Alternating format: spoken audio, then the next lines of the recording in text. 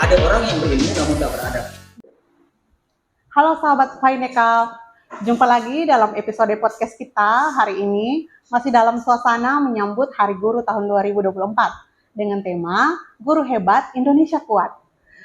Menyambut Hari Guru tahun 2024, kita kembali mengangkat peran guru untuk membawa siswa-siswinya menjadi bangsa yang kuat, menjadi siswa-siswi yang unggul di dalam pendidikannya, khususnya pendidikan agama. Sahabat Fineka, pendidikan adalah senjata yang paling kuat untuk membawa perubahan. Perubahan dari tidak tahu menjadi tahu, dari tidak mengerti menjadi mengerti.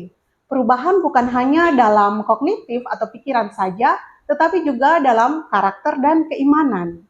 Pada sore ini kita akan bincang-bincang santai bersama dengan guru-guru agama Kementerian Agama.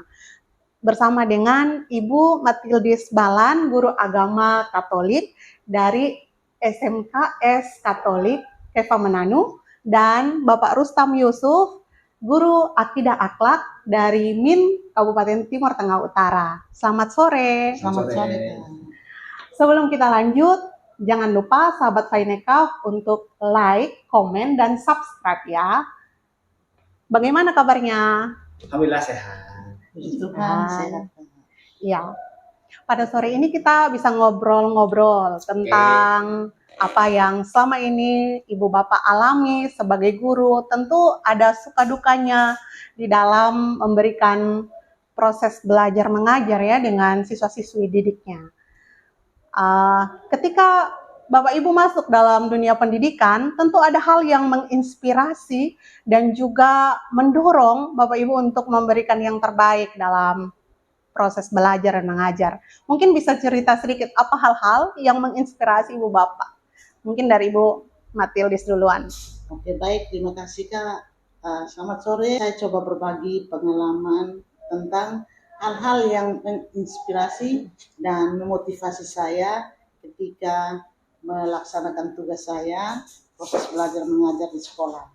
Itu yang pertama, dari keterpanggilan sendiri menjadi seorang guru. Itu yang sangat menginspirasi sehingga dan memotivasi saya dalam melaksanakan tugas belajar mengajar di sekolah. Yang kedua, dari peserta didik itu sendiri. Jadi peserta didik dia datang dengan berbagai macam karakter, cara, lalu sikap, perilaku, dan itu sangat menyenangkan.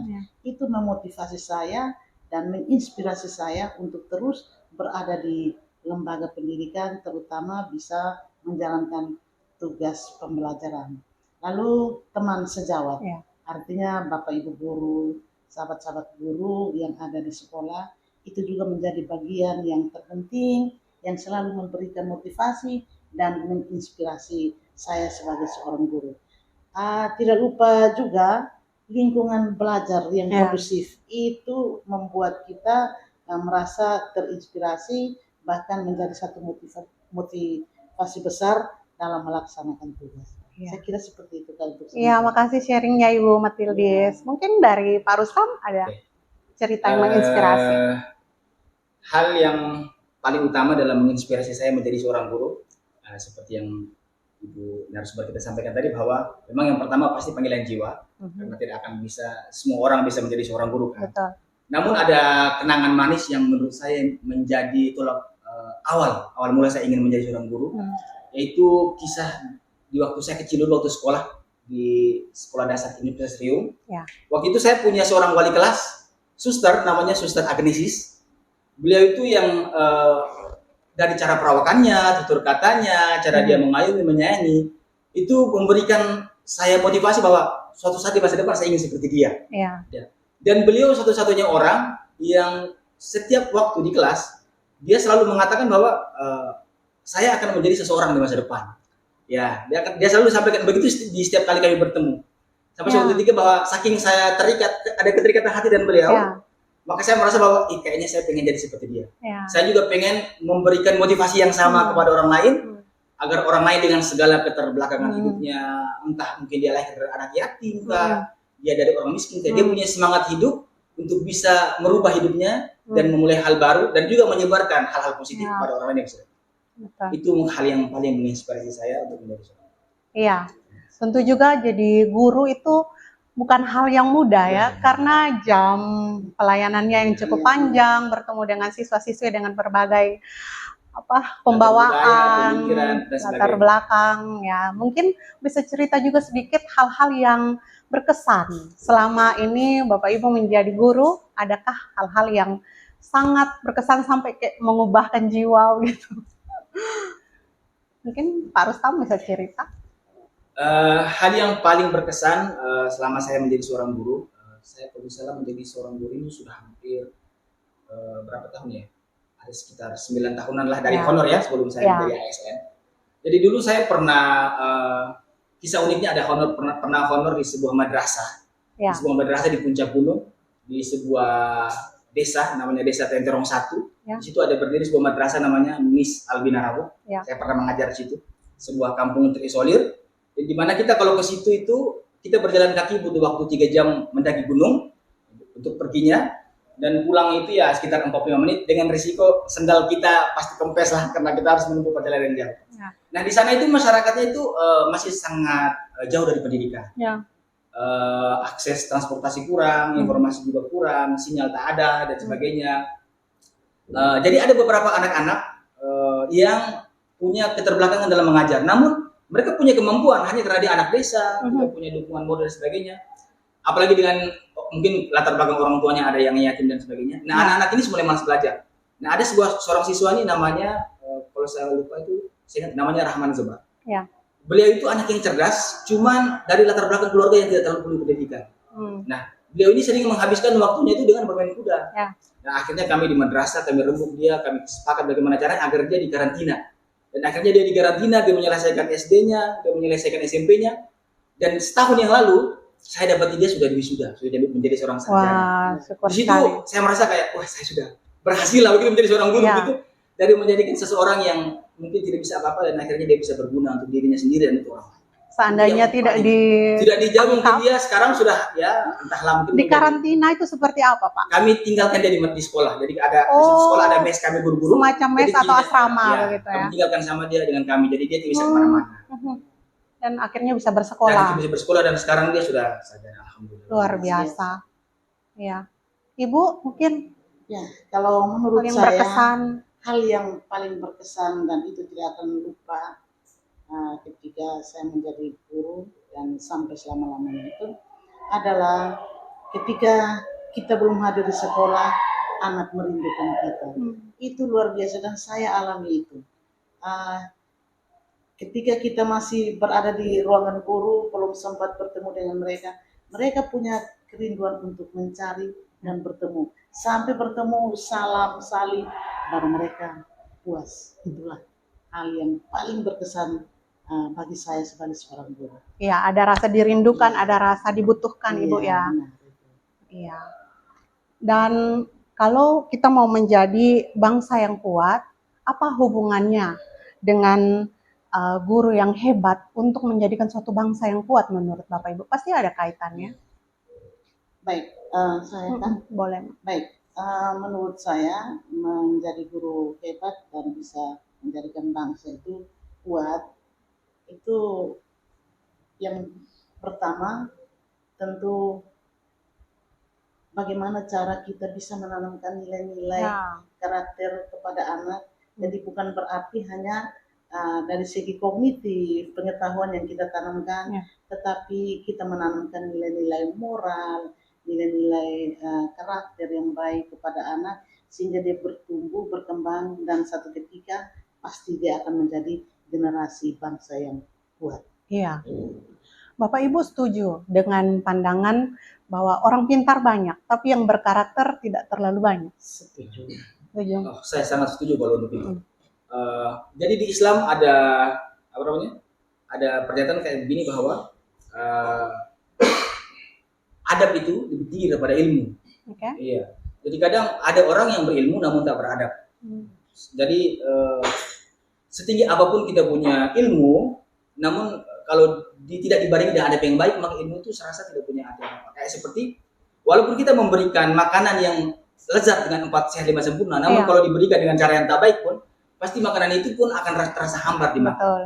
Jadi ilmu kayaknya lebih adab lebih utama. Iya, karakter ya. ataupun akhlak itu sangat penting di dalam membangun bangsa yang Iya. kuat, bangsa yang hebat.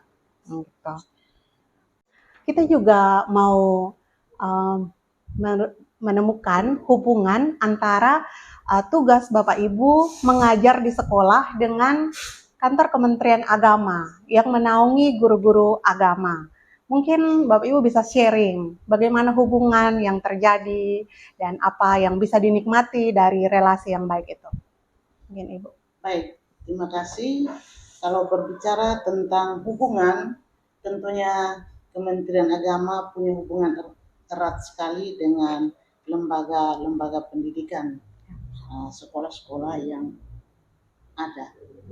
Nah, banyak hal yang dikeluarkan dari Kementerian Agama itu contoh seperti kebijakan-kebijakan, ada perubahan kurikulum, itu ada hal-hal yang menjadi kebijakan Kementerian Agama dan itu diberikan kepada sekolah-sekolah tempat kami mengabdi. Kemudian tentang nilai-nilai karakter, nilai-nilai moral.